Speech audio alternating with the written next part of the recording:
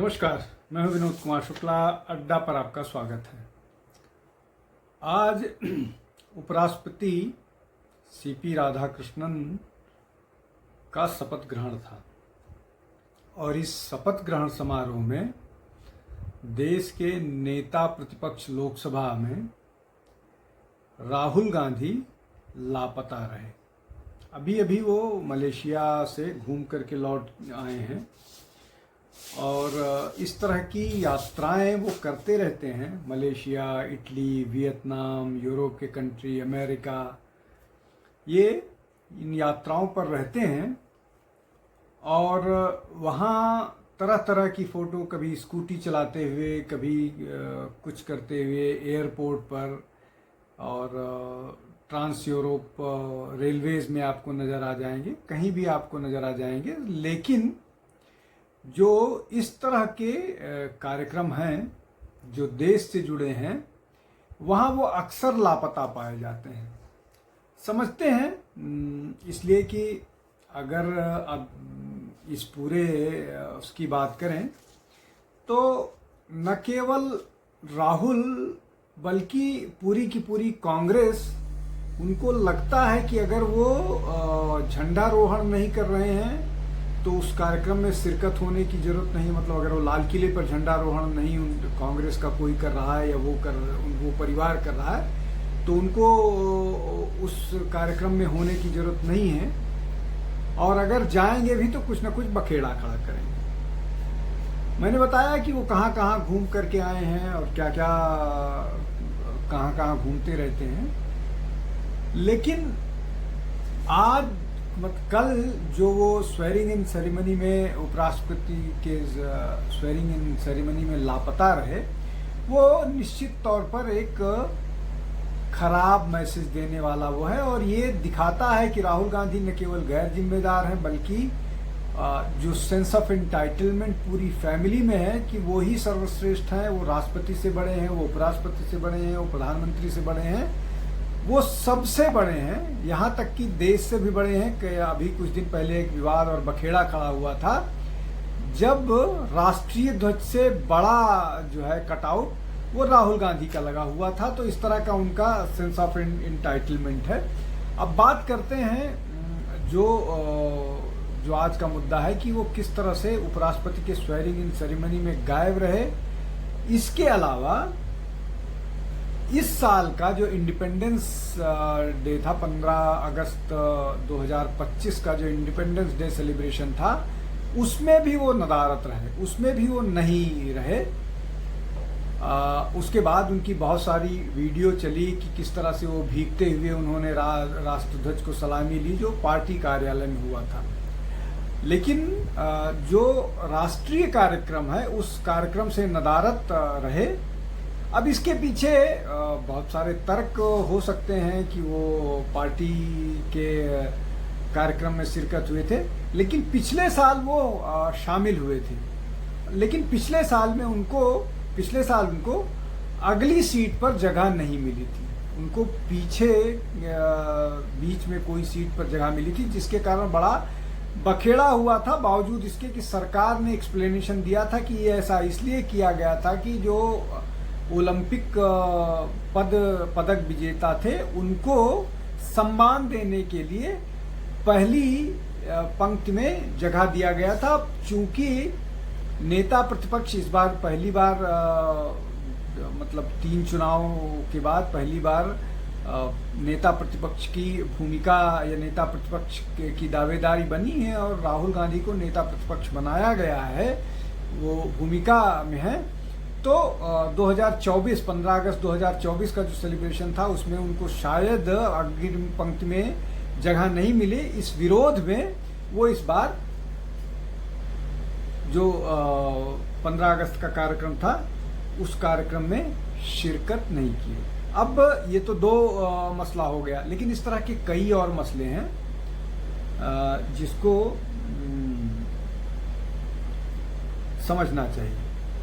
जब नई parliament building का उद्घाटन हुआ था, पुरानी वाली से जब नए शिफ्ट में हुए तो उस उद्घाटन समारोह में भी से भी राहुल गांधी लापता रहे।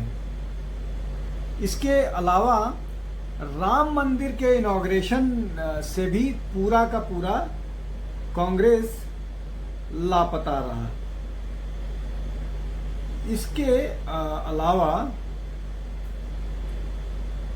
और भी बहुत सारे ऐसे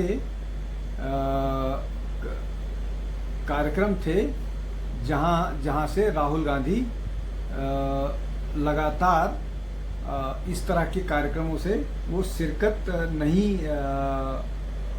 किए और वो लापता रहे। लेकिन अभी इन सब के पीछे क्या वजह है, क्या कारण है जो वो लापता रहते हैं। नरेंद्र मोदी ने जब तीसरी बार शपथ लिया था प्रधानमंत्री पद के तौर पर, उस कार्यक्रम में भी वो नहीं उपस्थित थे, उस कार्यक्रम से भी वो लापता थे। तो इस तरह की अनगिनत कार्यक्रम हैं। अब इसमें अगर वीपी उपराष्ट्रपति के स्वेरिंग इन सेरेमनी को छोड़ दिया जाए, इंडिपेंडेंस डे महत्वपूर्ण कार्यक्रम होता है, पार्लियामेंट के इनॉग्रेशन को छोड़ दिया जाए, तो राम टेम्पल को लेकर के उनको दिक्कत थी, राम टेम्पल को लेकर के, गवर्नमेंट फॉर्मेशन को लेकर के, तो इन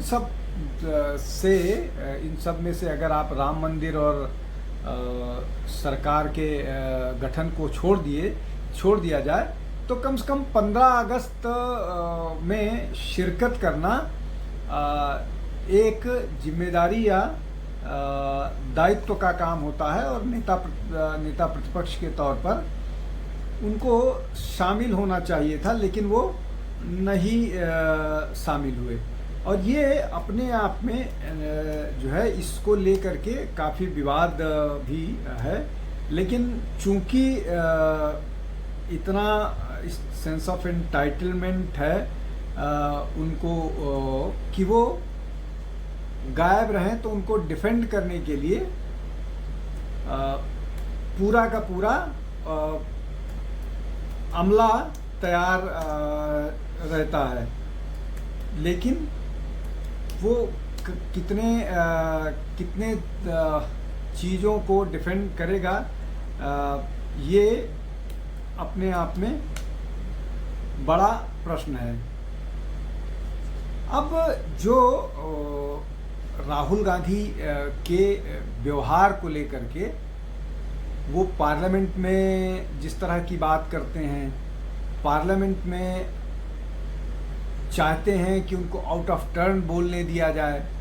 अभी एक वीडियो सर्कुलेट हो रहा है, वहाँ पर वो अपनी कॉन्स्टिट्यूएंसी में एक किसी बात को चर्चा कर रहे हैं और एक मिनिस्टर को इंस्ट्रक्शन दे रहे हैं कि जब तक आपको मैं नहीं इजाज़त दूंगा तब तक आप नहीं बोल सकते हैं। मतलब ये कि वो पार्लियामेंट में आउट ऑफ टर्न बोलें, लोकसभा स्पीकर के साथ बदतमीजी करें, लेकिन वो जिस तरह से चाहें उस तरह से व्यवहार करें। तो ये जो सारी चीज़ें हैं, ये सारी चीज़ें दिखाती हैं कि सारे नियम बाकी लोगों के लिए है, लेकिन गांधी परिवार के ऊपर कोई नियम लागू नहीं होता है। उनको सिक्योरिटी अपने हिसाब से चाहिए, उनको बंगलो अपने हिसाब से चाहिए, उनको जो बाकी सुविधाएं हैं वो हैं। उनको जब सिक्योरिटी नहीं चाहिए, विदेश यात्रा पर जाएं तो वो उनके हिसाब से डिसाइड होनी चाहिए।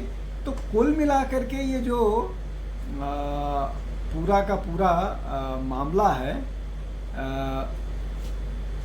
वो घूम फिर करके इस बात पर केंद्रित हो जाता है कि इस देश में सारे नियम कानून बाकी सारे लोगों के लिए हैं, गांधी परिवार के लिए कोई कानून नहीं लागू होता। वो भाषा की मर्यादा को लेकर के भी बहुत कुछ बोलते रहते हैं, चाहे प्रधानमंत्री को लेकर के हो, चाहे किसी और नेता को लेकर के हो, संघ के लोगों के बारे में हो, जो लोग जीवित नहीं हैं उनके बारे में भी हो, उनके लिए अपना एक अलग नियम कानून है।